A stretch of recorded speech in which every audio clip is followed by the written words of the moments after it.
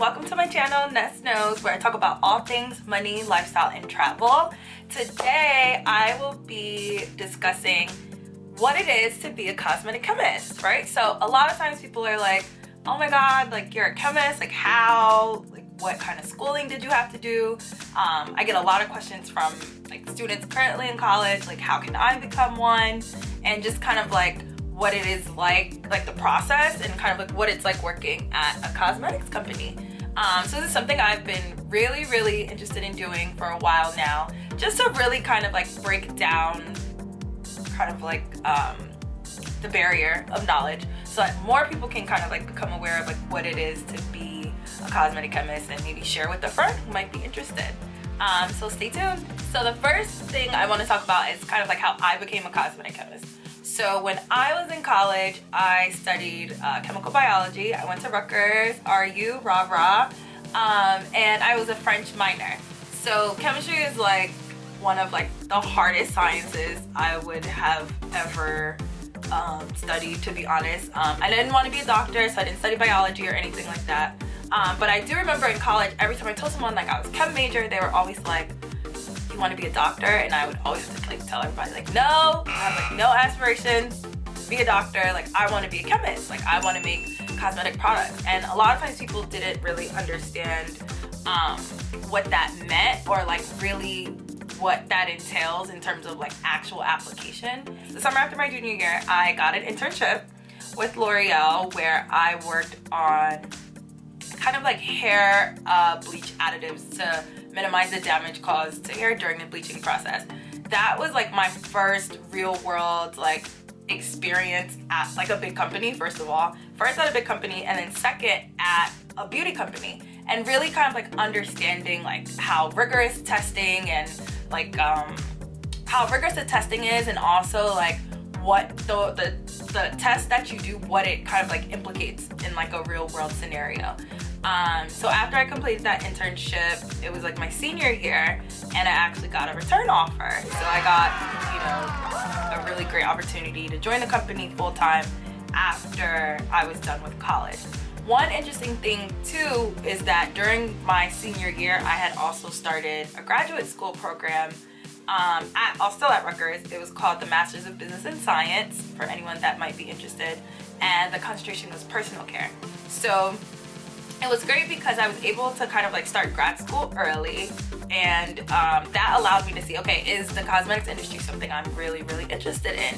And that was also great because since I was starting a program as an undergrad, I didn't actually have to pay like an additional tuition. So I wrote about this in a blog post, but I essentially saved like $12,000 by starting grad school early. So I implore anyone, even if it's not the cosmetic chemistry route, if you have an opportunity to start grad school early, I highly recommend that you take it. So that I think also kind of gave me an in, with L'Oreal, was because I was like, okay, yeah, like this is also something I want to study on a graduate level, which is kind of like the real world applications and principles of cosmetic chemistry. One thing I can say too, when I was an intern, that like really helped me was that I made it a point to interview or meet with as many people throughout the company as possible. So I would meet with like my friends' managers and like their like directors, and like if I thought someone was doing cool research, I'd like set up time and do like a one-on-one with them. And you don't realize like how impactful like those experiences are, and people remember you kind of like by that stuff. And so I remember even till today, like a lot of people remember me from me being an intern, and now I've been at L'Oreal 3 years now. I think another good thing to shout out to is that there is this professional organization titled the Society of Cosmetic Chemists, and they're a very well-known, they're actually a national organization that connects people with job opportunities, networking experiences, and I belong to like the New York chapter. So I implore anyone, if you're out there and you're interested in becoming a cosmetic chemist, to definitely check out the SEC. They're great. So to explain like what it is that I do as a cosmetic chemist, so you kind of like, the beauty products that you see and you buy on the market, I create them. So I work for L'Oreal in their labs in New Jersey, and now I actually work on the skin cleansing team, but we have like a multitude of different departments where we formulate and develop products. And I think it's like the coolest job in the world because I always say that I'm a girly nerd, and for me that really means being able to be girly but be like super duper technical and wear like my safety goggles and go to work and like work in the lab and like mix up my chemicals and just really kind of like create new and innovative products. So a lot of the times we are looking at new textures, new ingredients that we want to put on the market, and kind of like how we're gonna launch and scale these so that like, you know, they're accessible to you as a consumer. I would say one of the biggest things I would say, also being able to work at a big company, is really appreciating the amount of testing that goes into a lot of the products that we work on. So always testing. We want to test as much as possible to make sure like our products are stable, that they pass like microbiology, that, you know, the claims that we want to make sure like we do consumer testing to make sure that the consumers agree with what we're doing. We do a lot of safety testing because, you know, you never want to put something on the market and then, you know, someone have an adverse reaction that like no one ever saw coming. Making sure that, you know, a lot of the testing and stuff that we do is super thorough. And I think it just goes back to really having an appreciation for the science. I think people don't realize, like, you see this and you're like, oh, it's a mask, but it's like a synergistic effect of ingredients, you know, pH, texture, and all these kind of properties that really align for this product to be stable and for you to be able to buy it as a consumer. I think cosmetic chemistry is one of the most fascinating sciences, simply because it's very applicable. Like, you go to Target, you go to Sephora, you go to Ulta, and you can legit see thousands of products that a chemist like me literally developed in the lab and has now launched and is on the market. I think kind of like working as a cosmetic chemist is also, like I said, fitting of my personality. I get to be girly, I get to be creative, I get to, you know, really hunker down into the sciences. I get to problem solve. One of like my biggest things at work is problem solving. So like, let's say I create a formula and it's not stable. Like, okay, Vanessa, what is it that we have to do to make sure this gets, you know, like the next formula submission is like stable, and then we're okay to launch. So a lot of times it's a back and forth. It's a very iterative process where you think you have something and then you might have to be like, sorry sis, that doesn't work, let's go with this. And I think one of the biggest assets is being able to think ahead. So maybe like predicting like, oh, okay, if this doesn't work now, maybe this can be a good backup. Or, you know, while we're working on this, maybe X, Y, and Z can go wrong. Let's focus on making sure X, Y, and Z doesn't go wrong. And I think too, it just speaks to like how well you know your products. Like, what is it that drives cleansers? Like, what is it that drives the performance, you know, of a moisturizer? What is it that drives consumers to love a shampoo product? It's all of those kind of technical and like performance kind of like attributes that, you know, the consumer appreciates, that you also want to be very well aware of as a scientist. And I think sometimes too, it's crazy to think of beauty as a science, and I wish more people actually appreciated the scientific aspects of beauty, because there's a wealth of knowledge out there just in terms of like surfactants and claim ingredients and like active raw materials. It's very fascinating, I have to say. So to dive a little bit deeper into kind of like product categories when you do work as a cosmetic chemist, if you think of any beauty product out there that is kind of like it's a category for itself. So there's like hair care, there's styling, there's hair color, skincare, fragrance, body care, nail, makeup. Makeup is like its own, you could dissect that into like foundations, eyeshadow, like mascara, and every single product category is super nuanced and super specific for that product type and also the application used. So in the past, I actually used to be a hair color chemist. That's where I actually started my career at L'Oreal, was in the hair color lab. I formulated a lot of different hair color products, and I find hair color to be such a technical, like, girl, is that science a better lineup when you're a hair color chemist, because it could be something as simple as like 1 decimal place. Your hair color will look completely different. And even in that group, I also had the opportunity to formulate a lot of those like color correcting shampoos and conditioners. And so like that is also a science too, because you're kind of like working with color theory. So it's like, if I like dye my hair and then it's like orange, I want to like neutralize that with blue. So I actually developed a blue shampoo and conditioner. I've developed green shampoos. I've developed purple shampoos and conditioners, all to kind of like neutralize unwanted brassiness. And now I work in the skin cleansing lab, where I work a lot on like cleansers, toners, makeup removers, and really kind of like deep diving into what does it mean to have clean skin, right? Because for some people, clean skin is like that super squeaky clean.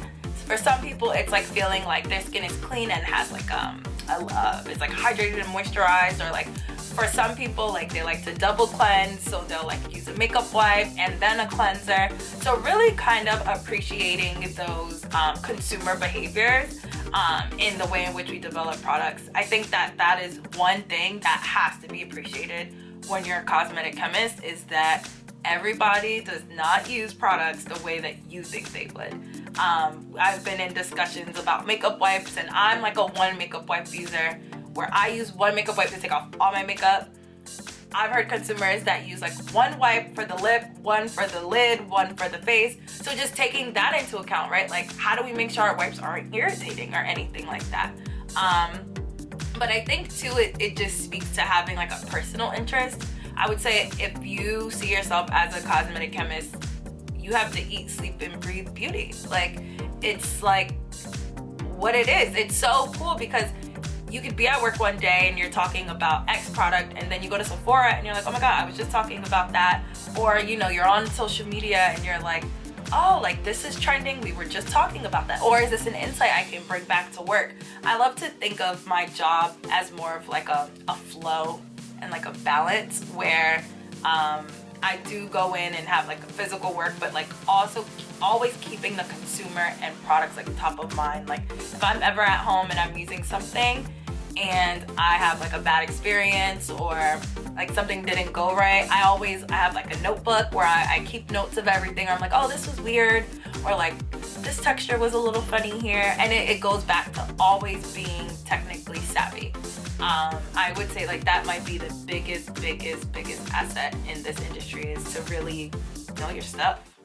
So for anyone that is interested in maybe considering a career in cosmetic chemistry, there's a lot of employment routes, I would say, for you. Like you could work in a lab at like a finished goods house like a L'Oreal. You could work at a fragrance house. You could work with a raw material supplier. You can work at a contract manufacturer, where that's more like the private label side of the industry, where they make products for like influencers and celebrities. And a lot of times companies will outsource projects to them if they can't maintain the capacity internally. And also, it's not just limited to people who studied chemistry, either in an undergraduate or graduate setting. A lot of people I've kind of met along the way have studied biology, or like material science, or chemical engineers, or biomedical engineers. It's really a way in which you can leverage like your technical undergraduate or master's or PhD, honestly, into like a real world application. Like there's polymer scientists who formulate products. Like there's a wide kind of like range of scientists and disciplines that really make up the industry. And I think it's really cool, because along with that, there's also like the intersectionality of kind of like your background. Like, so right, I'm a woman of color, I'm a Black woman, and having myself develop products, I always keep in mind the Black consumer. There's been ample times where I'm like, oh, like I don't think that wording is like appropriate, you know, for the Black consumer. Like, what do you mean by that? Like, you know, our hair textures, our styling, habits are completely different than kind of like what your intended use of this product is. So I always try to push forward kind of like the voice of my community as well. And I think that working at a company like L'Oreal is great because they appreciate that. Like, they want to know, like, okay, what are those insights, what are those nuances that we can really kind of appreciate and really make sure we're considering when we develop products. So yeah, I think that's kind of like the gist of it. Like, I touched on how I became a cosmetic chemist, what it's like working in the industry, kind of like different routes of employment if anyone is interested. If you feel like there's something I didn't cover, definitely feel free to comment below or shoot me an email. I'd love to like dive even deeper if there's something that you want to learn a little bit more about. I just really wanted to make this video to showcase this cool, awesome science that exists and that's like really applicable. I think that's the thing that has always drawn me to the industry, is like how applicable it is. Like, I recall being in chem classes and I'm like, Orgo, like, this stuff not real? Like, does this really happen in real life? And yeah, it really does. Like, and I think that that is what makes it so exciting, because it's like, girl, we a scientist, but we cute. But we a scientist and we cute. But I like that, and I think that it was made for me. And even if it's not something that you're personally interested in, please share with a budding scientist or a budding college student that's probably into beauty but doesn't really know that a career like this exists. And I think that's the story for a lot of people I've encountered in the industry, is that they didn't know like this was like a real thing. Like, beauty has been around for so long, but how many of us actually know like a beauty scientist? Well, now you know one today. And I just really strive to share kind of like my career insights, because I know what it was like when I was interested in beauty and I didn't have a mentor. I didn't have a mentor that looked like me. I didn't have a mentor that looked like me and worked in this field. So I always try to make myself available for anyone who wants to connect with me. You know, feel free to comment, shoot me an email, and I'd love to chat with you. If there's anything that I didn't touch on, or maybe you want me to dive a little bit deeper, feel free to comment that as well. Yeah, I hope you enjoyed. Bye.